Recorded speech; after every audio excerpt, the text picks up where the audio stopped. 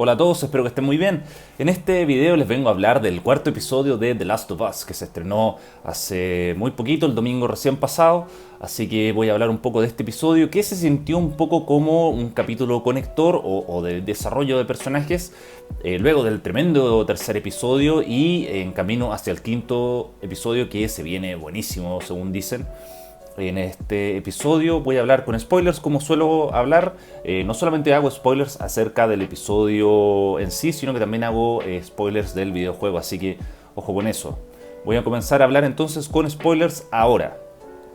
Bien, los que se quedan entonces, vamos a comenzar.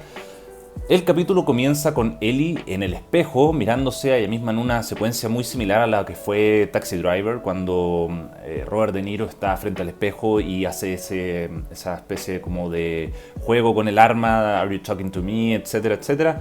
Ellie se encuentra en una situación similar, en el cual ella está gozando o disfrutando de esta sensación de poder, de poder literal, de poder al tener el arma. El poder, la fuerza que genera, que emana esa arma.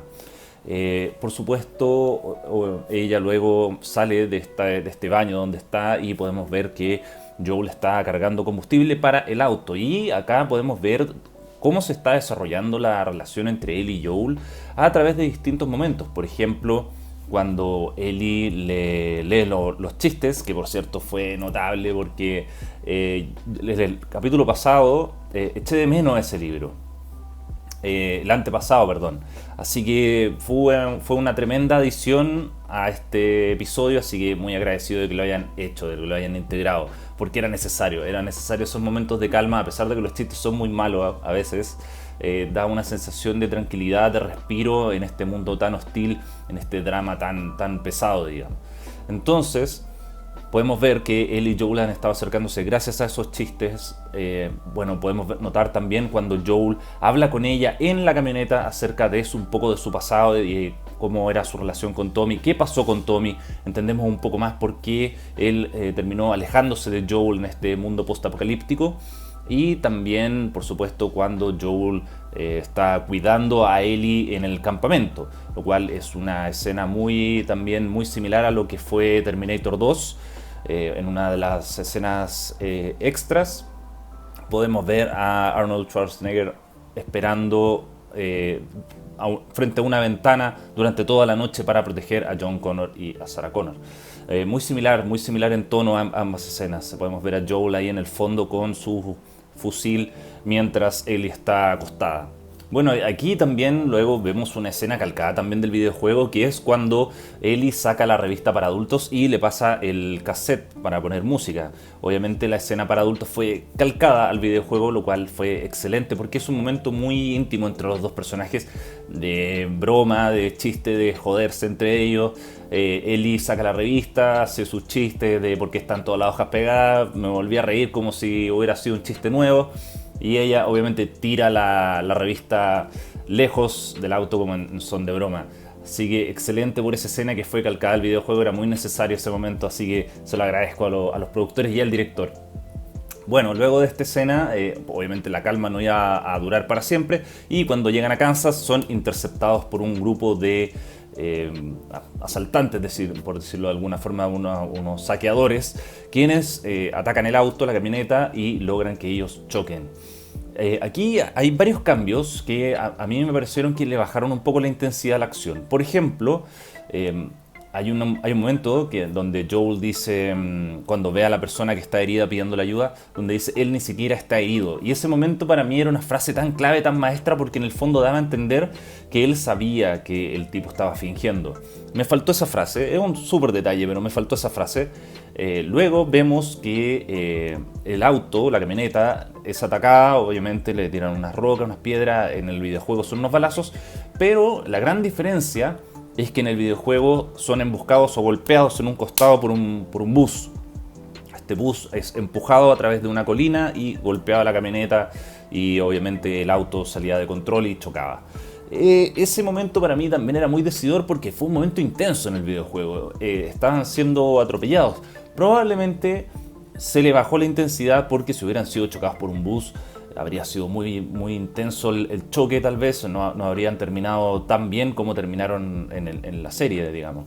Porque efectivamente si te choca un bus no es broma, es fuerte. Probablemente las consecuencias de un choque con un bus serían mucho más intensas. Me faltó esa intensidad de todas formas, debo decirlo, pero entiendo que se puede haber hecho también por un tema práctico, porque puede haber sido poco realista.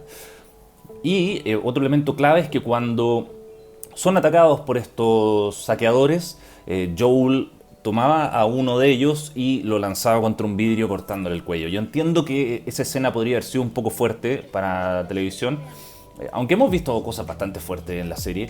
Yo creo que esta podría haber sido una más que se podría haber incorporado sin ningún problema, pero siento que esa acción dañaba un poco la imagen de Joel, de este protector, sino que lo muestra más como un asesino sangre fría probablemente. Probablemente los productores, los directores decidieron tomar esta decisión para hacer un poco más empático Joel, a pesar de que él aún mata a las tres personas que lo están atacando, no los mata de forma tan violenta. De hecho, al último, que es cuando Ellie lo salva, que también es un cambio considerable también en la escena, porque esto pasa más adelante en el videojuego, cuando Ellie salva a Joel. Ellie mata a la persona que está atacando a Joel en el videojuego, lo cual es un cambio sumamente importante, porque la circunstancia es súper distinta. Es súper distinto cuando una persona hiere o mata, obviamente, pero en este caso Joel es el que termina de matar a esta persona que lo estaba atacando, y no lo hace con una bala, lo hace con un cuchillo. No lo muestran, es off-screen, es fuera de pantalla, pero de todas formas es súper fuerte, porque además el cuchillo le pertenecía a él, a Brian, este nuevo personaje que brevemente se identifica como Brian.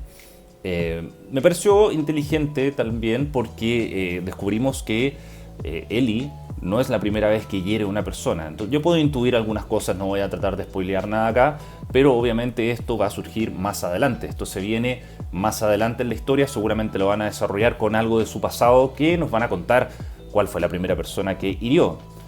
No voy a contar nada, no voy a spoilear, yo tengo mis ideas pensadas acá de qué podría haber pasado, y me imagino que los que jugaron el videojuego también lo tienen muy presente.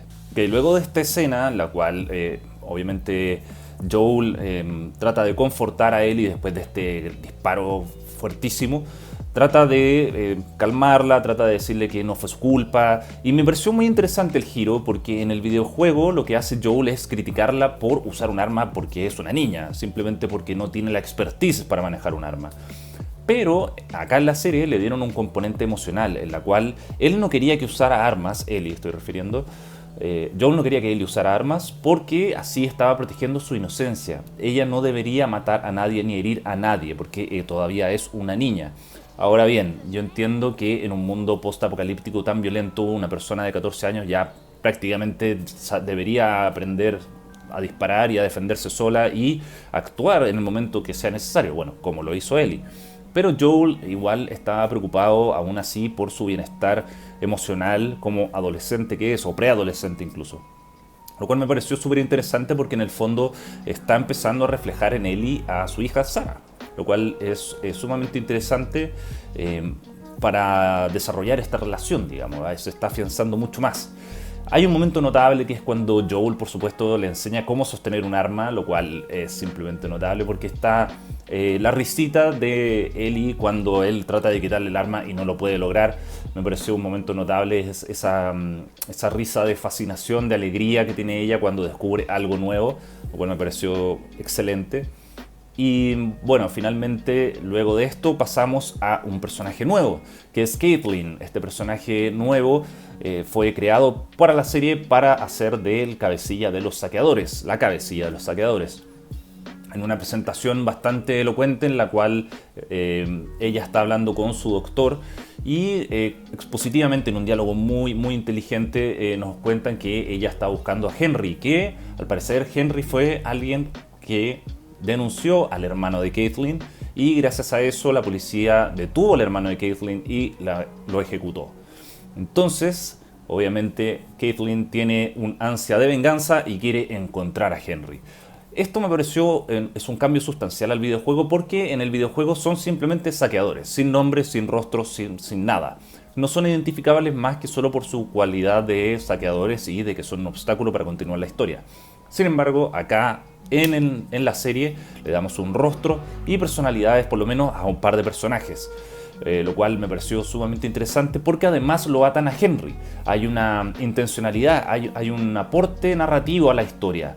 Podemos desarrollar de mejor manera si es que humanizamos a los enemigos, digamos, y presentamos de forma creativa el personaje de Henry, que es un prófugo, es un fugitivo.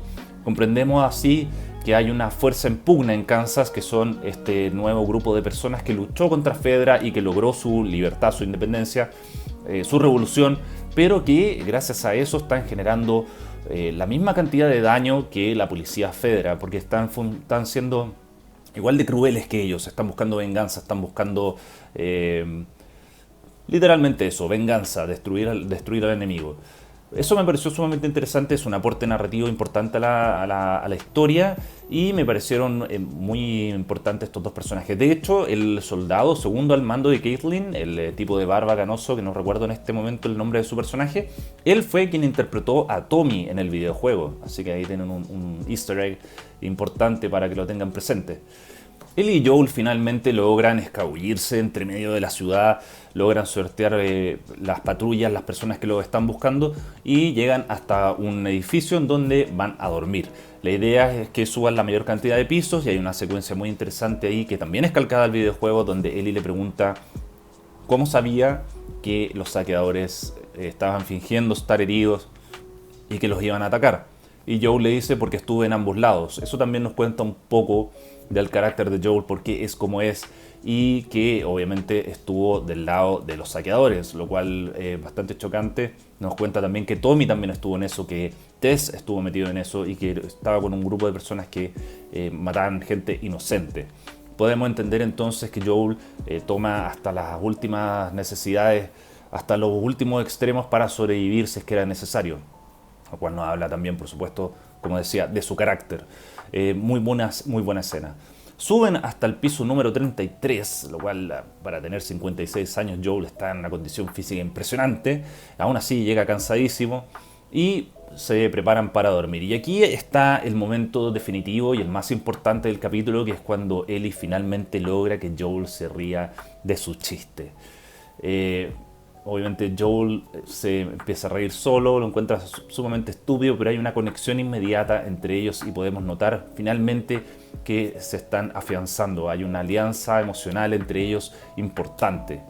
Excelente momento, emblemático y muy importante para estos dos personajes. Finalmente se van a dormir. Podemos, gracias a Hayley descubrimos minutos antes que Joel tiene una deficiencia de oído en uno de sus oídos, que según recuerdo era la oreja derecha. No estoy absolutamente seguro, pero creo que era la derecha. Se va a dormir y finalmente vemos cuando despierta por el grito de Ellie que está acostado en su oreja derecha, lo cual me pareció un pequeño detalle muy importante. Y podemos conocer finalmente que aparecen estos dos personajes afroamericanos que asumo, no sé, no quiero spoilear nada, pero asumo que son Henry y su hermano. Así que se viene súper importante el próximo capítulo. Vamos a conocer quiénes son estos personajes. Son una amenaza, son aliados, no lo sabemos, no estamos 100% seguros. Me parece un gran cliffhanger de este capítulo. Se sintió un poco como conector, como decía, este capítulo se sintió un poco como conector, donde los personajes van afianzando sus relaciones, descubrimos nuevos personajes y vamos a desarrollar todas estas temáticas, todas estas semillas que se fueron plantando durante el capítulo 4 en el capítulo 5, que se viene con todo. Así que recuerden que el capítulo se adelanta al día viernes, así por el Super Bowl, que va a ser el domingo, así que no se lo pierdan. Yo continuaré haciendo estos videos y no olviden seguirme en redes sociales. Acuérdense que en Instagram soy Nacho.recomienda y en todas mis otras redes, TikTok, Twitter, YouTube, soy Nacho Recomienda. Nos estamos viendo en un próximo episodio.